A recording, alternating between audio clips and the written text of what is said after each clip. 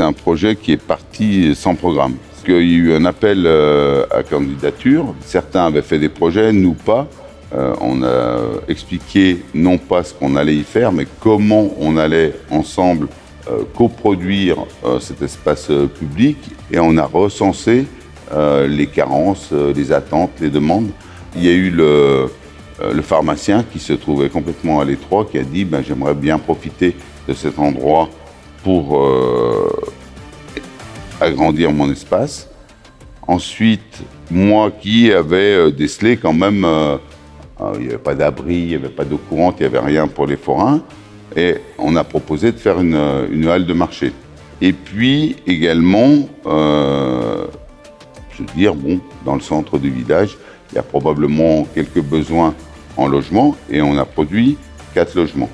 Ensuite, il y avait cette espèce de voie qui était un peu désaxée et il y a eu des recherches qui ont été faites sur les anciennes cartes et on a retrouvé le tracé qui était dans le prolongement de la rue principale. On a fait le parallélépipède, on a tranché franchement, on n'a pas esquivé les choses, on a franchement tranché le bâtiment, dégagé le volume pour que les voitures puissent y passer. Et il y a cet effet un peu quand elles arrivent de crainte, de conscience de passer une porte d'entrée du village qui les fait considérablement ralentir pour laisser la place et la protection sur le piéton.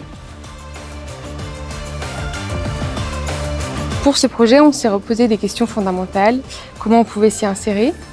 Et donc on a pris le temps d'analyser les constructions existantes et toute l'histoire du lieu. L'intérêt de la terre cuite, c'est que du coup le projet s'insère très harmonieusement dans le contexte du centre-bourg.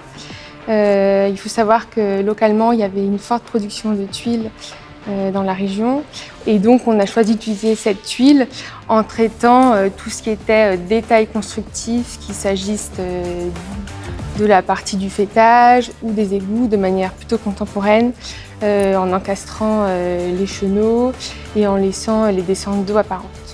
L'idée qu'on a toujours eue, c'est de se dire que quand le bâtiment serait construit, qu'on ait eu l'impression qu'il ait toujours été là, que ce ne soit pas un bâtiment neuf. Ouais, parce que l'intérêt de la terre cuite, c'est quand même sa non-uniformité.